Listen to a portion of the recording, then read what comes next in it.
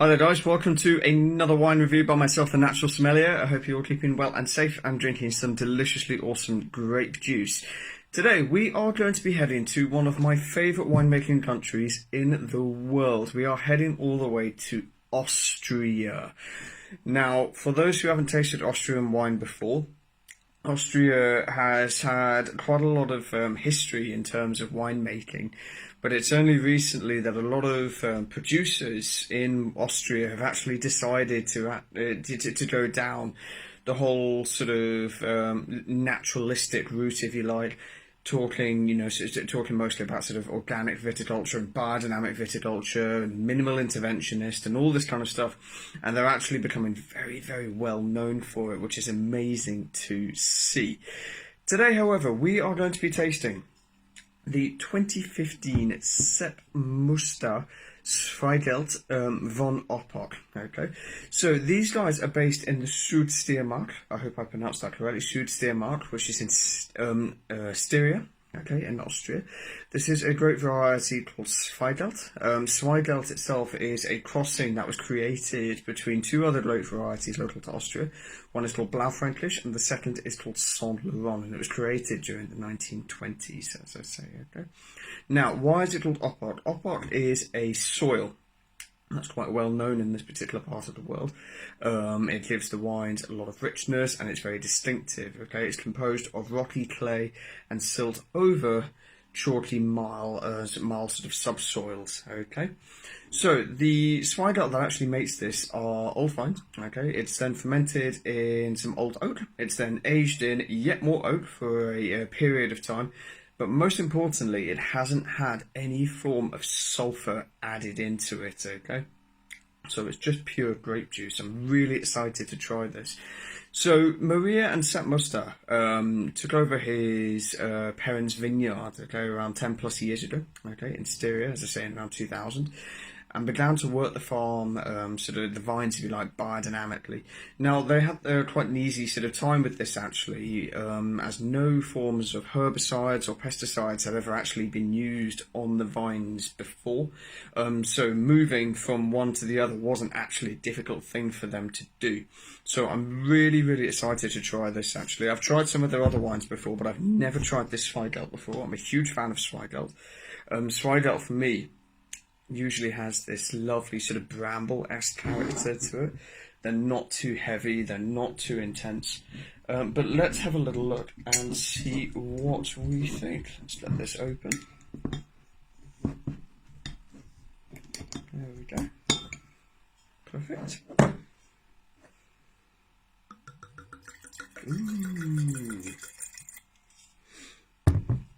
So, first thing you obviously see about Zweigelt is that lovely sort of medium inky sort of colour to it. The styles of wine, however, they're not incredibly heavy. That's what I love about Zweigelt. But let's have a little sniff and see what we think. Oh, wow. Wow, wow, wow, wow, wow. Yeah. So first thing I get, it's very typical with Sepp Muster's wines. It's the reason why they're so popular amongst sommeliers like myself and keen wine enthusiasts, is that they're just pure grape juice. All I'm getting there is just an obscene amount of very, very ripe, crunchy fruit. Lots of, sort of blueberries and blackcurrants and cherries and plums and things like that. It's just amazing. Really, really, really is. Lovely, lovely, lovely, lovely, lovely wine. But I'm also getting now this lovely floral aroma coming through as well. I'm picking up lots of aromas of, like fresh violets and tulips and stuff like that. It's like walking into a flower shop. It's quite extraordinary, actually. There's a little bit of minerality coming through as well. I'm getting lots of, sort of like turned earth and clay, and sort of a hint of sort of like wild mushrooms coming through as well. I'm not picking up a huge amount of oak influence in here, which is really good to see. Which means that it's been quite sort of well integrated. It's not there to completely overpower the wine. It's there to give it structure and it's there to give it texture, which I quite like, especially in these particular styles of wines. But let's have a little taste and see what we think.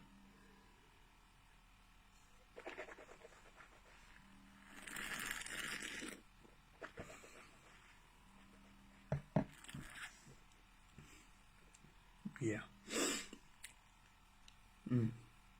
So the wine itself is dry. It has a medium body. The acidity isn't too high, which I quite like. It's there and it's persistent, but it isn't making my mouth completely salivate, which I really enjoy. I think there's a lot of texture coming through in the wine. I think the wine is incredibly flavoursome. I'm getting all of those aromas that I got on the nose. But on the palate, I'm also getting this subtle sweet fruit coming through as well, sweet and sort of like a jammy sort of character as well, which I really enjoy. It's a little bit more herbaceous on the palate as well, lots of sort of fresh herbs, lots of sort of thyme and sort of tarragon and things like that. Really, really interesting actually. I'm going to have another sip.